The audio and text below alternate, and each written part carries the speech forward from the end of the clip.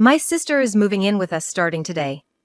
It's all good stuff for both of us, and there's really no reason to object, right? As soon as the moving is done, my husband walks in proudly with his sister. Just like my husband said, my beloved grandfather passed away recently. I was physically and mentally exhausted from handling the funeral arrangements, sorting through his belongings, and most of all, the sudden farewell to someone I loved dearly. I inherited the house where my grandfather lived, and at my husband's suggestion, we decided to move in. Just when we finally finished moving everything in, my affection for him quickly dwindled due to his out-of-line action of bringing his sister without any prior consultation. My name is Emily. I graduated from the pharmacy department at a local university, and this is my 5th year working as a pharmacist. I met my husband, a classmate, 2 years ago through an introduction by a colleague at the hospital where I work.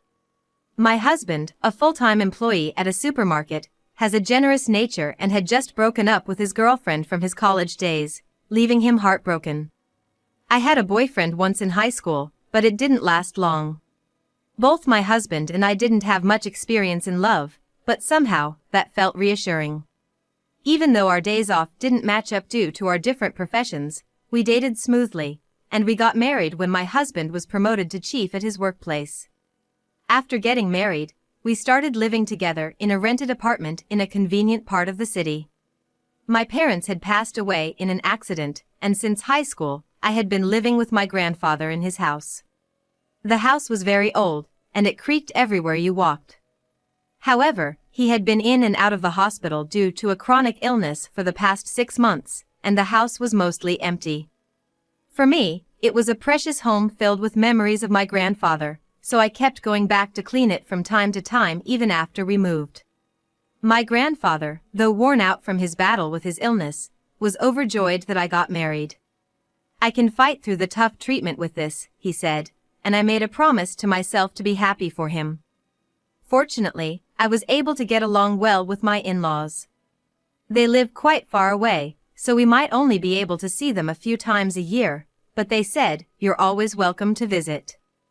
Everything seemed to be off to a good start in our happy married life, but there was one thing that made me uneasy. And that was my sister-in-law. She is a lively 19-year-old, currently in her first year of college. She lives in a dorm near our apartment while attending a college in the city. My husband was the one who decided on our living arrangement, and one of the reasons seemed to be because his sister was going to college in the city. They have always been close as siblings, and she had told him, "I wish you lived closer." Of course, it's great if the family gets along. But I regretted not speaking up more when my husband practically decided on our living arrangement on a whim just because his sister asked him to. About 3 days after we finished moving, the weekend finally arrived, and I was planning to finish unpacking the remaining boxes. That's when my husband brought his sister over without telling me. I was caught off guard, wearing loungewear and no makeup, and I panicked. I couldn't just ask them to leave, so I hurriedly cleared some space and had them sit in the living room. I had met her a few times while we were dating, but we had always made plans in advance, and I had only met her outside, so I was dressed properly. "I would have prepared if I knew you were coming," I thought irritably to myself, but I decided to calm down in front of my sister-in-law. "Congratulations on your marriage. Please take good care of my brother forever," she said, handing me a paper bag. Inside was a selection of baked goods from a famous bakery. "You didn't have to go out of your way. If you do this, it's going to cost me a fortune to return the favor," my husband said, peeking inside and laughing carelessly, but I was feeling nervous inside. Just like my husband said, my sister-in-law is a big spender. She dresses in luxury brands that you wouldn't expect from a student, and it honestly looks mismatched on her youthful face. I once asked my husband if she was involved in anything suspicious because of her lavish lifestyle. But when it comes to his sister, he suddenly changes his tone and says, she would never do such a thing. But I'll talk to her about it if she's really struggling with money, and I'll help her out. I'm pretty sure my sister-in-law is receiving a monthly allowance from my in-laws as well. I heard it straight from my mother-in-law, and she even told me how much it was, so I don't think it's a lie. On top of her tuition fees, she receives enough money to live comfortably without indulging in luxuries, yet she is currently also accepting financial support from my husband. When I pointed out that this was spoiling her too much, my husband argued back, leading to a heated argument. I can understand his concern for his sister, but there have been instances where he has bought her expensive bags and jewelry every month, or gone to her apartment to cook for her, which made me upset. However, aside from that, he is a kind and helpful husband who willingly does his share of the household chores, so that was the only thing bothering me about him. The problem lies with the sister-in-law herself. She seems to not think very highly of me, making condescending remarks. Given that her parents and brother always act in ways that suit her, she probably feels like I am in the way. Emily, it was surprising to find out that someone like you became my brother's wife. He used to date pretty women who looked like models. You have a, how should I say, more down-to-earth vibe. There's a difference between a woman you date and a woman you marry, right? I hope he doesn't cheat on you. Emily, you're a pharmacist, so you must have a good salary, right? Why don't you dress more fashionably? Were you a gloomy nerd who could only study when you were a student? There are countless backhanded comments like these that she whispers to me when my husband is not around. She is essentially a 19-year-old child, and it would be exhausting to deal with her seriously.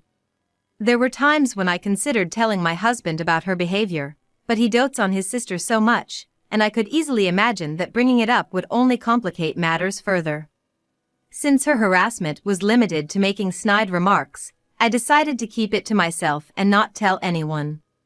Besides, we have a long relationship ahead of us, and I thought it would be counterproductive to rush into getting along, so I decided to gradually deepen our relationship over time and not take her behavior too seriously. Just a few days ago, my sister-in-law, who was supposed to have just visited, came by unannounced again. However, at that time, my husband was not yet home, and I was preparing to go to work in the afternoon. The cafeteria was crowded, so I thought I'd come here for lunch. I brought some friends too, is that okay? While I wanted to yell at her for her audacity, there were girls around her age standing behind her, so I managed to keep my cool and asked them to leave. I don't know how she explained this situation, but I received numerous calls from my husband while I was at work in the evening. Are you out of your mind, turning away hungry young girls? If you didn't have time, you could have at least given them money. My sister called me saying she was embarrassed in front of her friends. I'm not sure if this incident was the trigger, but since then I've noticed a change in my husband's attitude. He gradually stopped doing the household chores that we had agreed to share, and as I couldn't stand seeing things left undone for days, I ended up doing everything myself, making it solely my responsibility. I thought he had a generous personality, but it turns out he is just sloppy and quick to lose interest. He would buy things for his new hobbies, only to let them gather dust soon after. This was a common occurrence. It would be one thing if it was just his own room, but when he started cluttering up the dining table and the car with his hobby stuff, I had to say something. However, he only ignored me, not taking any real action to address the issue. I'm starting to feel that he is losing interest in me, as he thinks I nag too much. Despite his sloppiness, he acts differently towards his sister. Her unannounced visits continue, during which she would eat our food and openly harass me without holding back. At first, she would only make snide remarks when my husband was not around, but recently, knowing how much her brother adores her, she has become bold enough to openly make snide remarks. My sister-in-law criticizes the food I make, saying things like, "The seasoning is too strong." Are you really a pharmacist? Are you trying to make people sick with your food so they have to buy medicine? My brother should be careful. She would make such cruel jokes, demeaning even my profession, but my husband would just laugh along with her. Moreover, she would regularly wheedle substantial amounts of money from my husband, far more than a simple allowance. I could understand if she said she was running out of money for living expenses, or if she wanted to buy textbooks for college, but wanting to buy a birthday present for a friend seems like a personal matter to me. In addition, she drags her husband around, making him accompany her on shopping trips and making him buy high-end brand items. Of course, when I point this out, she gets angry and says, "It's my own money, I can do what I want with it," making it impossible to have a rational discussion. My husband probably has no clue that his sister, who gets whatever she asks for, is mocking me behind his back, while I, who have received nothing, am left to suffer. The moment I say a word to her, she immediately puts on a crying face and dramatically seeks help from her husband. He is completely fooled by such over-the-top acting, it's just pitiful. I realized too late that my husband is an extreme sister complex. The sight of him 100% believing everything his sister says and lecturing me is so absurd, it's enough to make any feelings of love wither away. But eventually, I noticed that she's already a junior in college. I thought that she would become busier with job hunting and writing her thesis, and we would see less of each other, so I decided to endure it a little longer. I hoped that after she graduated and got married quickly, her malicious nature would calm down somewhat. However, what really brought me down wasn't my husband or his sister, but the passing of my beloved grandfather. Since I have no grandmother or parents, I was the one to inherit his estate. I was considering what to do with the remaining house, thinking about demolishing it to keep the beautiful memories. But my husband stopped me, suggesting that since it's such a magnificent house, we should live in it as a couple. My grandfather had a long hospital stay in his later years, so he hardly had any contact with my husband. The fact that my husband, who is cold to everyone but his sister, suggested keeping this house was completely unexpected, and I was overjoyed at the time. My grandfather was gone, but I could come back to this house. I hadn't felt such a thrill in my chest since getting married, but it was shattered just a few months later. When we did a house inspection before moving in, we found that the plumbing needed repairs, but that was about it. My grandfather had cherished the house he built in his youth, and even the contractor said it was in quite good shape for its age. The creaking of the floors was a concern, but I thought it would be fine to consider remodeling when a new family was born between my husband and me. I made steady progress cleaning the rooms in between work, and I also sorted through my grandfather's belongings. Once everything was packed and ready to move, I proceeded with preparations while asking for help from the moving company. In the middle of all this, my husband disappeared without saying anything, so I thought he might have gone to the nearby convenience store. But when it was time to leave, he still hadn't returned, and when I called him in a panic, all he said was, "Go ahead," in a curt tone. I didn't understand what was happening, but I couldn't keep the movers waiting any longer, so I decided to go to my grandfather's house first. It was only after all the belongings were moved in, and the paperwork with the movers was finished, that I finally saw my husband. When I saw his sister standing close beside him, I had a bad feeling. And I was right, my husband said something outrageous. "From today, the three of us are going to live together. The house is big enough, and it would be lonely for the two of us, wouldn't it? It's cruel to make my little sister live in a tiny apartment every month, and this is perfect timing. You'll support her in her job hunting, won't you?" "What?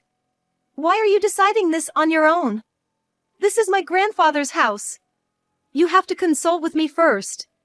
"It's the same thing even if I consult with you, isn't it? The house will be lively, it'll be fun, and my sister can focus on her studies and job hunting. What's the problem?"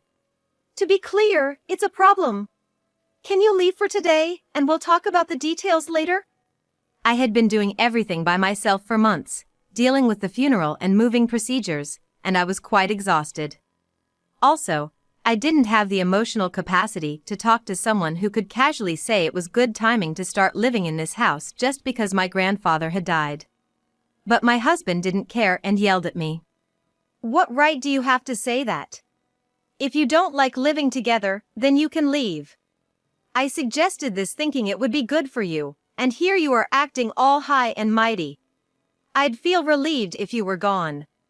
I won't show any mercy to someone who treats my important family like this." I was shocked by his tone, as if he didn't even consider me family. But I realized I didn't need to seriously involve myself with such ridiculous people and decided to remain calm on purpose. "So what now? If I leave, you realize that means we're getting a divorce, right? I just want to make sure, because I don't want to hear that I deceived you later. This house is mine, It's in my name since I inherited it. The rights to this house are. Since we're getting a divorce, that means we'll be dividing our assets, right? This house is a substantial inheritance. So, you want to say that just because your granddad owned it, it's all yours? Look, the world doesn't revolve around you. I'm a legitimate ex-husband, so I have rights to half of it. I'll pay you your share, and then you can leave. Interrupting me, my husband spoke utter nonsense. Emily, you're always so stingy with money, even though you earn a good deal yourself. Don't you think you're expecting too much? You should be nicer to younger girls. You might think of me as a frivolous young girl wasting money, but girls need money. On the other hand, you always dress so plainly, and your makeup is light.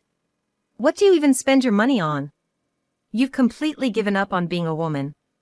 It's pathetic, really. My sister-in-law, having successfully gained my husband's support, proceeded to berate me with him. Seeing their true colors, I lost all affection for them and wanted to leave this place as soon as possible, so I told them I was leaving. I don't care about the house rights anymore, but are you really sure about this? I just want to confirm that I've made myself clear. The siblings looked momentarily dumbfounded by the swift resolution, but soon they started smirking again. Trying to shake us up, huh? Your behavior is just pitiful. Well, I appreciate that you agreed to the divorce. Here, sign this and be done with it. He threw the pre-filled divorce papers at me. Out of patience and thankful that things were moving quickly, I thought this was actually helpful. Such a sore loser. I'm sorry that he loves me more than he loves you, Emily. Maybe try being a bit more feminine the next time you decide to marry. They laughed together, and I sighed loudly, picking up the divorce papers. Hearing my sigh, my sister-in-law started berating me again, so I turned to my husband and said, "You're really oblivious, aren't you? Your evil sister here is planning to kick you out soon. Instead of laughing, why don't you two have a proper fight?" What? What are you talking about? My husband seemed completely clueless, still tilting his head in confusion.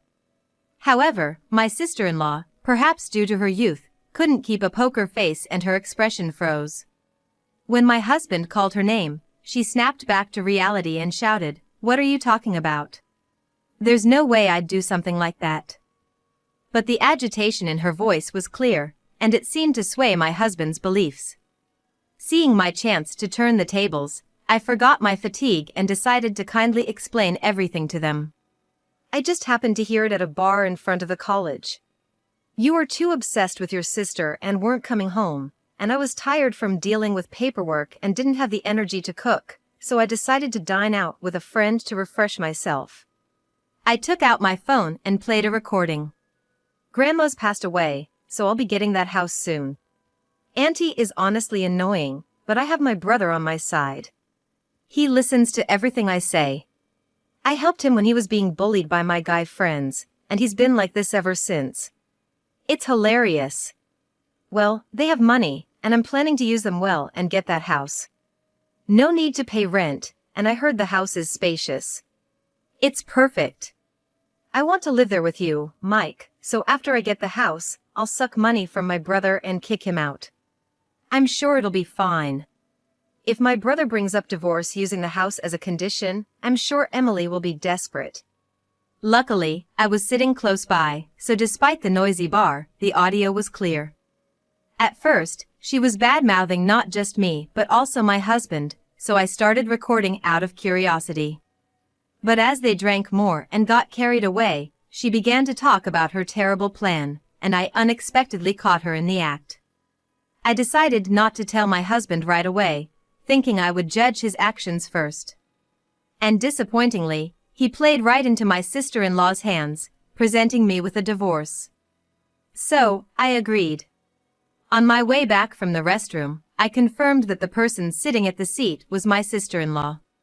My husband was staring at her face with a pale complexion, trembling in his voice. The sister-in-law had been looking down for a while, but suddenly she looked up and, with a flushed face, exclaimed, "This is a fabrication. There's no way you could be so lucky to be in the same restaurant. You don't even know about my boyfriend, and it's creepy to make assumptions just because you saw my face for a moment. And by the way, even if this was really me, eavesdropping so boldly is insane. It's fine to play detective, but don't involve other people."